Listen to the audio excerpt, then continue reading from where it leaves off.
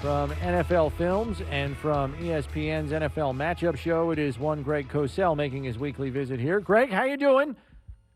Doing great. This is could be my favorite weekend with the 6 games. I watched them all, but boy, that was a lot of football last weekend. Then followed by the Monday Night National Championship game. You know, even for me, that was a lot of football. But I was going to say, really look forward to this weekend. I was going to say, I thought this is a better time of year for you because you have fewer games to review every week. That's great. And we'll get to this, but just to show you, Chris, and I know you'll appreciate this, is just to show you how crazy I am. I even went back and looked at how the Bills defended the Ravens last year in the Week 14 game because I was very curious to see if it was, tactically different than what they've been doing this year. I'll say this, though. Last weekend with all the football, it was a little bit gaggalicious. It was like, yeah, it was a little crazy. It was delicious, but it was almost like it was hard going down by the end of Sunday. So give us an idea. What's your of all? All right, we got 4 games. Give us your idea. Give us a ranking of the matchups. How's this is going to go? Is it going to be Drew Brees and Tom Brady as the number 1 matchup, or is this Bills-Ravens game? And not because I'm sitting with you guys, but the Baltimore-Buffalo game is the most fascinating to me than probably the Brady-Breeze game, Tampa-New Orleans. But I'm fascinated by the Baltimore-Buffalo game. I think there's so many really interesting tactical elements to this game. So let's start there. And, I went back to look at the Baltimore-Kansas City game in Week 3. Just because I think some of what Josh does and some of what they do offensively and personnel, it's somewhat similar to what Kansas City does. So I was curious what Martindale's approach was going to be to the Chiefs, and he wasn't shy about blitzing them early. Nope. But then, Mahomes does what he does. He extends plays, he makes throws off platform, gets away from the rush, and I couldn't help coming away from that, Greg, thinking that Josh is capable of some of those same things, especially if Martindale, as he's been quoted as saying this week, is going to bring the heat and play man coverage. He's going to. They're a single high defense. So whether they play cover 1, which is the man version of single high, or cover 3, which is the zone version, the fact is outside the numbers, it's man to man. It just becomes a matter of what technique the corner plays, but it's man to man. And he is going to come after the Bills and Josh Allen. And by the way, Josh Allen has been the most blitzed quarterback in the NFL this year. He's also thrown for the most yards against the blitz. They've handled the pressure very well. And Allen, in many ways, is like Mahomes. Allen is a bigger version of Mahomes. Allen's 6'5", 240. Mahomes is not. I've been around Patrick Mahomes, and he's obviously super talented, but he's not a big man. Josh is a big man, as you guys know. So, to me, it's how they handle pressure. Now, yes, will Josh move and make some plays that way? Absolutely. But I think they also have to handle it tactically as well. I think they have to block it up at times. Josh has to make some throws from the pocket. Everything can't become improvisation. As great as Josh is doing that, and he is special at times doing that, obviously, I don't think you can live for 4 quarters just counting on him to be special improvisationally. I think they are going to have to block it up. I mean, I think back. Let me give you a great example. I think back to the touchdown he threw to John Brown against Miami, okay, where now Miami and Baltimore are not exactly the same, but somewhat similar. Both teams will play cover 0. And I'm sure you remember the touchdown where he actually called Isaiah McKenzie into the formation to block Eric Rowe because he knew that Eric Rowe would blitz. Well, it was actually what we call a green dog. Eric Rowe had Dawson Knox man-to-man, but he knew that because Knox was part of the protection, and here's the play right here. Knox was part of the protection, and you see it that McKenzie was brought in to block him. So, I think those kinds of things are critical. Everything cannot be improvisational. And what kind of consideration do you give when you get to this point of the season? Do you ever take into consideration quality of schedule? I know the Baltimore Ravens finished the season on a real high note. They won 5 in a row. They won 5 in a row. But the teams that they played were, it was the Jacksonville Giants. Jaguars. It was the Giants. It was Cincinnati. It was Dallas. and they just got by Cleveland, giving up 42 points and winning that game. Do you put any stock into difficulty of schedule and the quality of opponents they faced? We do when we're putting together the matchup show. You know, for instance, nothing against Jacksonville. I certainly don't want Urban Meyer getting mad at me. But, I mean, we wouldn't show a play, for instance, against Jacksonville just because, you know, the average fan would say, oh, that's Jacksonville, they stink.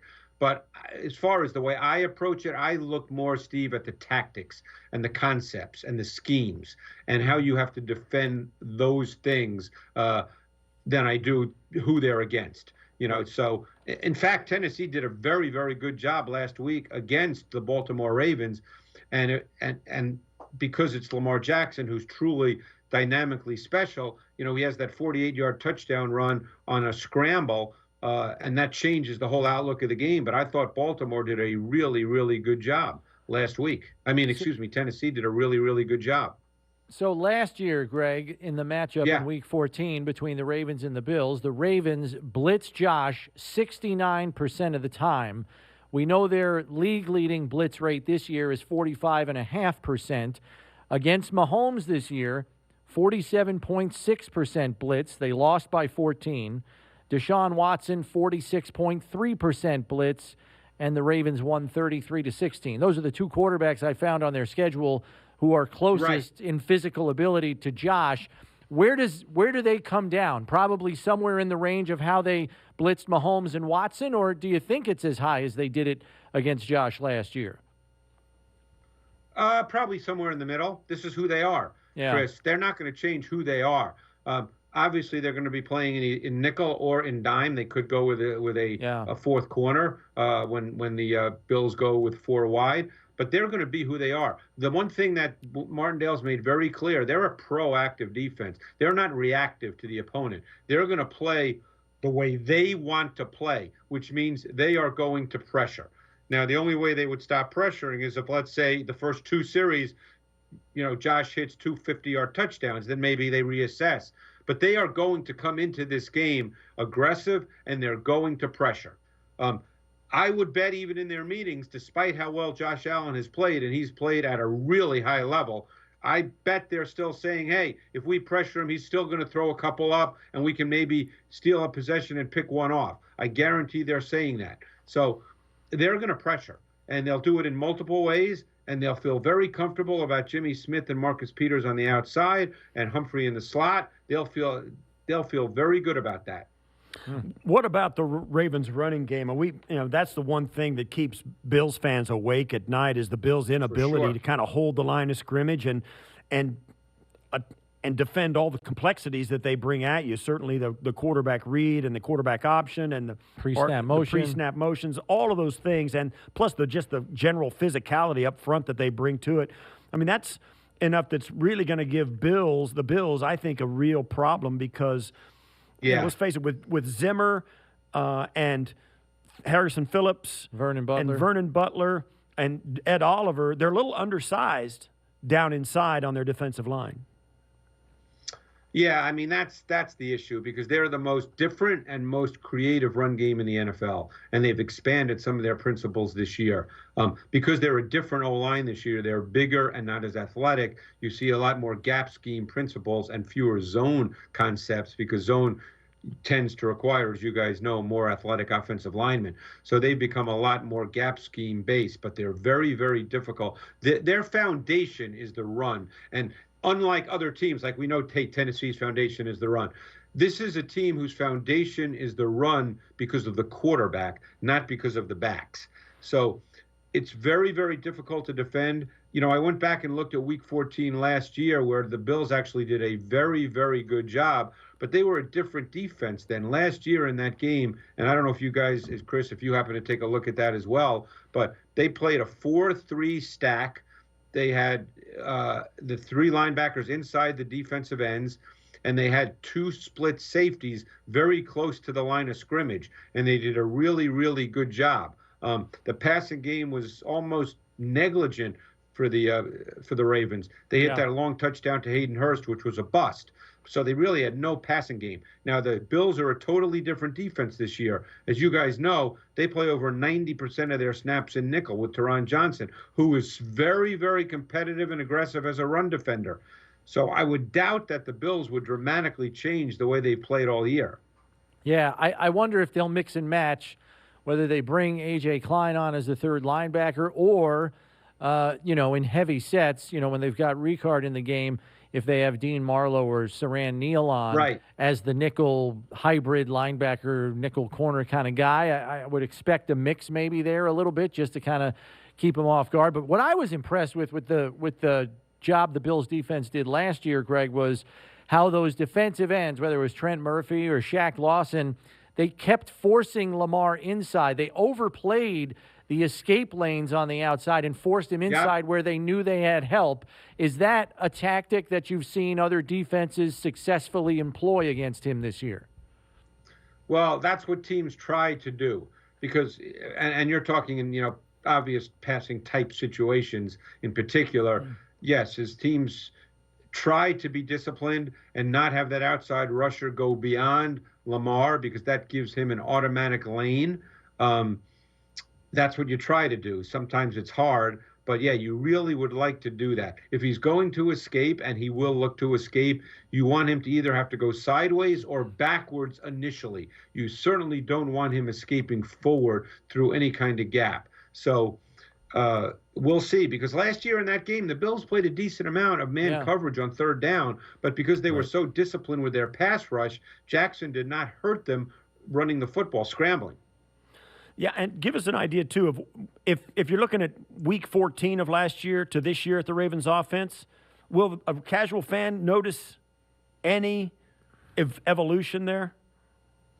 For the Ravens offense, they'll see a lot more pulling offensive linemen because now they run a lot of those double pulls, almost like the old counter tray, Steve. It's just that they don't hand it to John Riggins, but it's the guard and the tackle both pull across the formation. They do a lot more of that this year than they did a year ago. Yeah, more gap stuff, right? Yeah. More gap scheme stuff. Yeah. Just looking at how they used Ricard last week, I was shocked that the Titans he was an afterthought for them, and there he is in the flat catching passes against the Titans. Well, he was a factor. They made a nice adjustment, I thought, Chris, during the game, the Ravens, that is.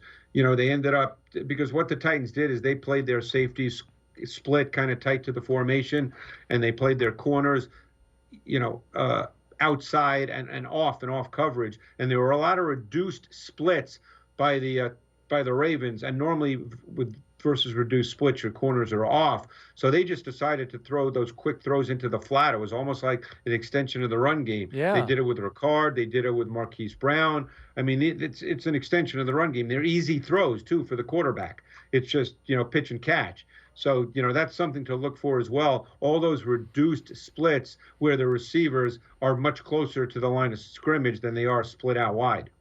Generally speaking, who's the better team against Baltimore, Buffalo? You mean overall? Yeah. I would say, and again, maybe it's because I'm old school, but I would say that I like the Bills' offense more. I think that the Ravens' defense is better, and the Ravens' defense can be dominant.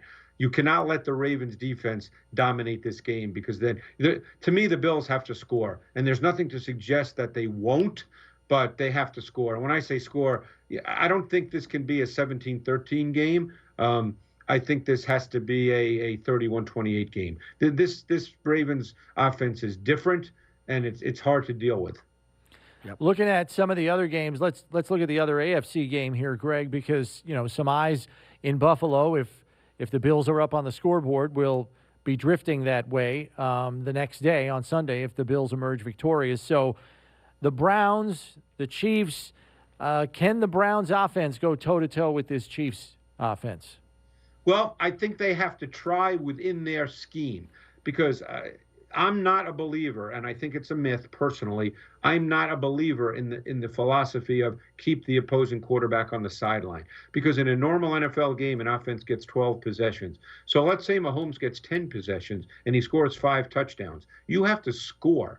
the goal should not be to keep this quarterback on the sideline. The goal should be to score touchdowns. So I think that the Browns have to be a little more aggressive early in the game within their scheme. You don't change your whole approach, but you have to be a little more aggressive. You've got to score touchdowns. Yeah, the Browns have shown some ability as well this year to do just that. I mean, you look back at the game they had against these Baltimore Ravens. They hung 42 points on the Ravens. They had 24 against the Steelers. They had 41 against the Titans. And, of course, they lit it up against Cincinnati, but they also scored 32 against Indianapolis earlier in the season. So they have the ability to go out and make some hay offensively. What's key for that, for the Browns to be able to do that? Well, they're going to have to create some explosive type plays. It's very hard in this league to go 12, 13 play drives consistently. They're going to have to create by design, and sometimes you just have to win one-on-one matchups, Steve, as you know, but they're going to have to create explosive pass plays. Yes, they'll run the ball. That's what they do. There's no mystery to what the Browns are offensively, but I just think within the context of who they are, they're going to have to be a little more aggressive in their run-pass ratio, a little more pass early, and they're going to have to try to attack vertically. They don't have a great vertical receiver. Maybe their best is the rookie Donovan Peoples-Jones out of Michigan, but they're going to have to try to take some shots. All right, Greg, listen, we appreciate all the time you gave us today. Enjoy the playoff matchups this weekend. We'll look for you on the matchup show. Appreciate it, guys. Thanks so much. Thanks, Craig.